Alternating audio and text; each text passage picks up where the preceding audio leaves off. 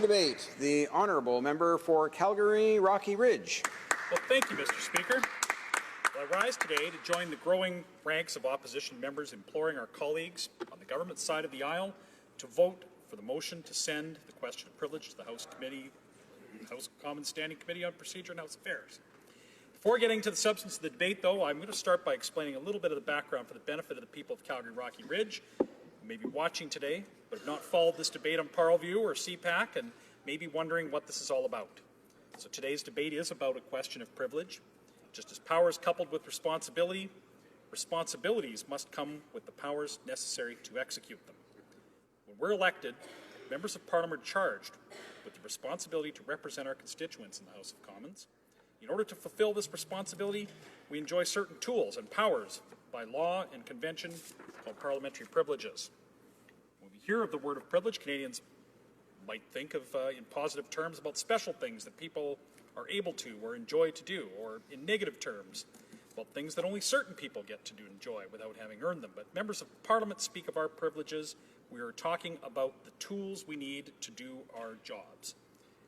It's a fundamental principle of Western democracy, especially in Westminster-style parliaments, that process matters just as much as results do. Whether it's a due process of law, returning a conviction in court, or parliamentary procedure allowing passage of the law under which charges are laid, the process matters. Parliamentary privileges are an integral part of the means by which Parliament governs Canada. They are far more important than the agenda of any given government, since they endure when governments come and go. This topic received considerable discussion before our recent constituency week, so I'm going to keep my summary brief. But on budget day, the member for Milton and the member for Beauce were not able to get to the House of Commons on time to vote since the parliamentary precinct buses were obstructed at the security entrance. This infringed on their right to be here to represent their constituents, so they raised a question of privilege. The Speaker looked into the matter and found that there was a prima facie case for a breach of privilege, and then the member for Milton moved the appropriate motion to refer the matter to the Procedure and House Affairs Committee. A debate about the exact cause of the blocked buses then ensued. My friend from Beauce recounted that the Parliamentary Protective Services told him that the Prime Minister's empty motorcade exiting Parliament Hill caused the delay. If there's any doubt regarding these remarks, it should not be difficult to track down the constable for whom he inquired and asked him or her directly. But the House of Commons is not a court. It doesn't have the power to call witnesses and examine testimony. PROC does. This matter should go to PROC, where witnesses can be summoned, where the constable who told the member for Beauce about the Prime Minister's motorcade can appear and face questions for the record, where the Speaker's report on his investigation can be parsed line by line until Parliament has a precise and accurate picture of the day's events. So given that a case like this arose a few years ago, it should have been obvious that the matter should have immediately gone to PROC for a full review.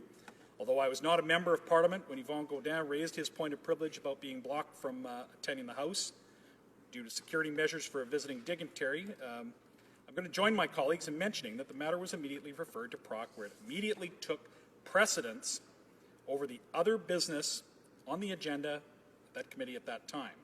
That was the correct thing to do then, and it's the correct thing to do now. It follows the folkways and customs of this House, as my friend from Lanark, Frontenac, Kingston called them. It upholds the centuries-old tradition of the standing orders. Yet, strangely enough, the Liberals had been argued against the motion to refer the question of privilege to PROC and the amendment to have the question take priority over other matters currently before the committee. They even accused the loyal opposition of making this into a partisan issue by discussing the member for Beauce's accounts of events. I, for one, I don't allege malice or intent to breach the parliamentary privilege on the part of the Prime Minister. I don't accuse him of intentionally obstructing access through tactical use of his motorcade. Indeed, from my reading of the Speaker's report, this incident looks like a case of bureaucratic processes that resulted in an innocent and unwitting combination of events resulting in the breach of privilege. Yet the Parliamentary Secretary for the Government House Leader, his replies display a degree of defensiveness that would be unwarranted in this situation were it merely an egregious example of miscommunication and procedural breakdown without a partisan element. I agree with my colleague from Skeena-Bulkley Valley.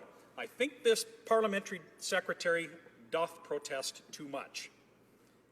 Yet his protests and defensiveness is all the more reason to get the matter to Proc for a full investigation, not to impugn or condemn the Prime Minister for contemptuous partisan tactics, but to determine the actual cause of the incident and thereby potentially clear him of any suspicion by association with these events. The Government House Leader and her Parliamentary Secretary's ability and willingness to stand up day after day and defend this government's policies and actions in the face of justified criticism are appalling. Indeed, the Parliamentary Secretary to the Government House Leader is steadfast and stalwart in stonewalling against calls for transparency, deftly dodging and deflecting attempts to hold his government accountable. Such talent is strangely impressive, Mr. Speaker, but this is not the time for him to exercise his uniquely dubious talent and his imperviousness to shame. Breaches of parliamentary privilege, which prevent members from representing our constituents, go beyond any temporary partisan struggle of the day.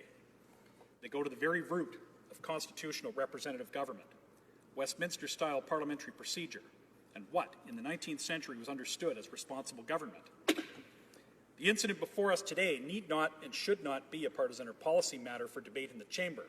It's an important procedural matter over which Proc has authority, and blocking its immediate referral to Proc and preventing it from taking priority over other matters at that committee turns this from a serious procedural matter into another partisan point. The Parliamentary Secretary to the Government House Leader expressed concern about Proc's ability to address the matter given the tenor of debate in the House so far. Well, now we can have a discussion on how well standing committees function in this Parliament, but that topic is a distraction from the point at hand. Whether or not Proc functions as effectively as we would all like is not relevant because it remains the only proper venue for points of privilege. Two opposition members missing a vote on the budget when the government has a majority might not seem like an important issue to many Canadians, but failing to address this matter properly now when the government was not set to stand or fall on two votes opens the door to unscrupulous tactics by future governments on critical confidence votes.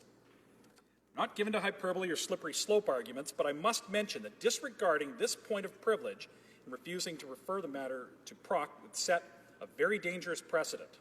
As other members have mentioned, the legal right of members of Parliament to attend the House of Commons goes back many centuries to a time when the King would try to arrest members to stop them from attending the House or to stop them from voting. The mace, which is present in the House when we sit, is part of our daily ceremony. It's a symbol of these hard-won privileges. It was a weapon, a defensive weapon, to symbolize and remember how parliamentarians once needed to resist the power of the Crown, its government, and its agents by force. The mace is a symbol of how the common people of Canada are represented by members of Parliament, and that the government has no power over them other than through the consent of this House. Now, I don't believe that the parties which exist today would deliberately try to physically prevent members from fulfilling their parliamentary duties, but it is foolish to trust in the goodwill of future generations. The origin and evolution of these privileges through the centuries underscore the importance of protecting them. If the Liberals get away with not investigating a breach of privilege at this time, a future government might try to subtly, or not so subtly, block opposition to MPs from attending the House to vote, and then brush aside criticism by correctly claiming that they were only following the precedent that was being attempted to be set by not referring this. Speaking of dangerous precedents, Mr. Speaker, on the first day of debate on this point of privilege, the Liberals did something hitherto unseen in Westminster parliaments. They cut off a debate on privilege by moving to proceed to orders of the day. As my friend from Perth Wellington observed, quote, "Never before in the history of this place has a matter of privilege been dealt with in such a way. Never before in this place has the government shut down and prevented all 338 members of this House from voting on a matter of the privileges of us as parliamentarians. Every other case of privilege has been dealt with one way or another through a vote, either in the affirmative or in the negative, but not in this case." Such disrespect for Canada's parliamentary traditions and procedures might not strike the viewers at home as especially momentous. It may look to them like a government just trying to get on with governing, like a government trying to skirt an obstacle in the name of efficiency. But Such inefficiency is a necessary check and balance in a democratic form of government. Democracies are not built for speed, but for reasoned deliberation and for representation. By shutting down debate on a matter of privilege goes to the very root of representative government. The Liberals have done serious, potentially irreparable harm to Parliament. This Liberal government did not stop at one precedent which undermines the foundation of Canada's democratic institutions. As my colleague from Perth Wellington identified on April 7th, the Liberals tried to circumvent customary practice at PROC itself. Instead of voting on a motion from the House of Commons to refer this motion of privilege to PROC and thus to order PROC to investigate it immediately, the Liberals tried to have PROC initiate its own study for the matter without an official charge from the House. This point may seem to be fairly obscure for Canadians not immersed in parliamentary procedure, but it's worth explaining. Standing committees may initiate their own studies by a motion, but they may also discontinue or interrupt those studies by another motion. This means that an important question of privilege could be set aside whenever the Liberal majority on PROC felt like it, instead of being addressed immediately and fully as a charge from the House of Commons would require. The Liberals tried to escape a question of privilege by taking it from mandatory to discretionary, and thus allowing it to be discarded at their convenience. So, Mr. Speaker, I'll turn my attention to the topic of PROC as the proper venue for investigations of a matter of privilege. I appreciate how delicately my friend from York Simcoe made the case for Parliament to have access to all the evidence on which the Speaker based his initial finding of prima facie breach of privilege, and so I'll echo his remarks. In discussing the Speaker's finding of fact, he said, quote, "Those findings were in reports that were apparently made available to the Speaker. I have not seen those. I do not believe they've been tendered to this House, yet they were the evidentiary basis on which the Speaker's finding was made." Unquote. I agree with him that PROC is better suited and indeed authorized to be the role of fact finder rather than the Speaker, despite the entirely reasonable need for the Speaker to gather facts on which to base a prima facie finding of breach of privilege. So members of Parliament, and by extension the constituents we represent, have a right to know how our parliamentary privileges are upheld. That right includes access to facts and testimony surrounding incidents of breach, and that access is best granted through PROC.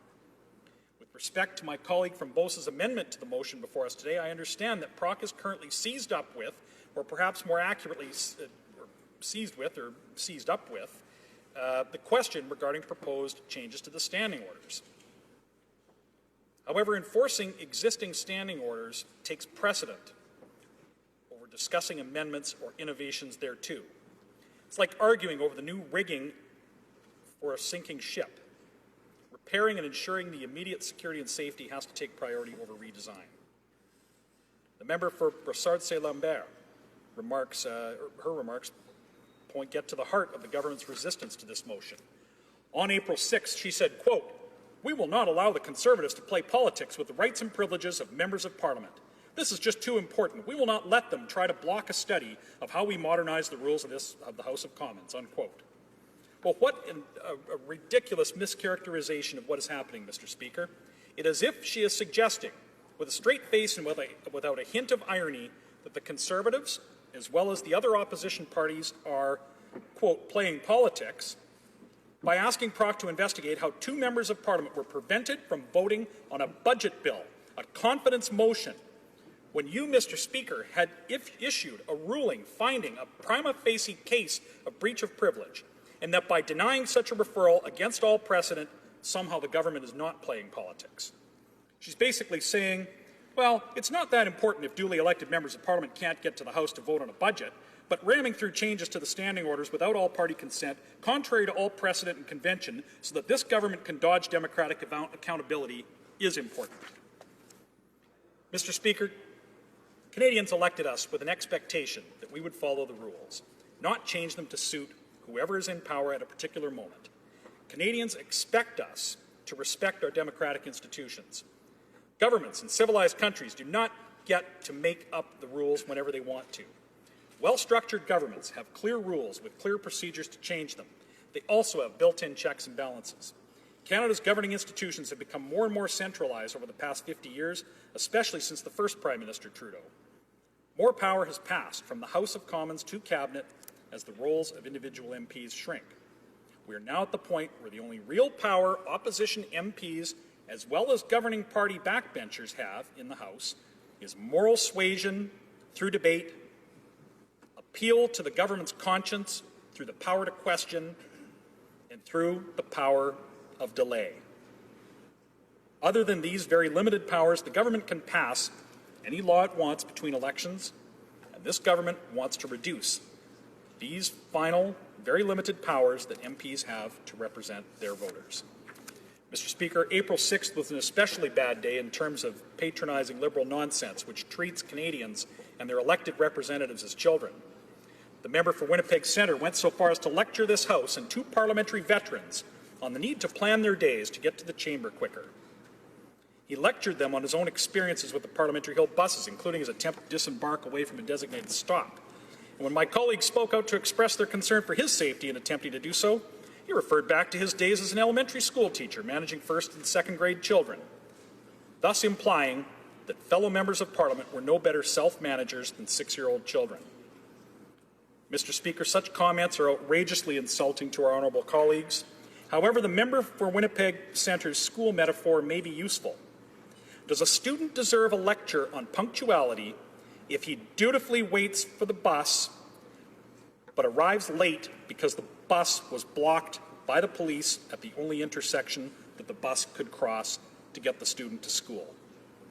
Of course not, Mr. Speaker. It's bad enough that that member insulted fellow MPs, but far more disturbing was the member of Winnipeg Centre's undermining of your authority, Mr. Speaker. He might have denied any intent in doing so, but his later statements contradict him. By brushing off the need to debate, by lecturing other members on punctuality, and by diverting attention from a breach of privilege to the need for a positive work environment, he effectively dismissed your finding of prima facie case of breach of privilege, in a finding which is always accompanied by a motion referring the matter to proc. There's another example of Liberal arrogance, of telling Canadians that results matter more than process. Unlike the member for Brossard-Saint-Lambert, he was subtle. He didn't boldly declare that the Liberals will not allow a question of privilege to interfere with their plans to reform Parliament in their own image and will trample down all due process in their way. No. Instead, he insinuated that this topic is not worthy of Parliament's attention and that debating it was a waste of time. Well, to some extent, I agree with him. It is a waste of time to debate a motion which custom dictates should pass. But I can safely speak for my Conservative colleagues and perhaps even for the NDP in saying that we would end debate if the Liberals agreed to do what is always done with questions of privilege and send this matter to proc. We are not the problem here. To conclude, Mr. Speaker, I urge my colleagues on the government benches to remember that they will be on this side of the aisle sooner or later. In fact, there are a number of members of the government on the government side of this House who have spent time over here. There are even a few veterans who have been on both sides of this chamber before the 42nd Parliament, who know full well just how outrageous the current situation is and who know that it is untenable. I won't embarrass them by calling them out, but I don't want any of them to suffer or have conflict with their own colleagues and House officers for speaking out and speaking up for what's right. But I implore my Liberal colleagues who are new to this place, as I am, to seek the wisdom of their own colleagues who have experience here. I know that many of these experienced members on the backbenches know that what their House leader and her parliamentary secretary are doing is wrong. Parliamentarians of all stripes know that one should never do in government what one denounces in opposition. One should never set precedents for temporary partisan gain if they undermine parliamentary institutions and erode the very foundations of our form of government. I encourage them to vote for this motion and its amendment. Send this matter to proc. Thank you, Mr. Speaker.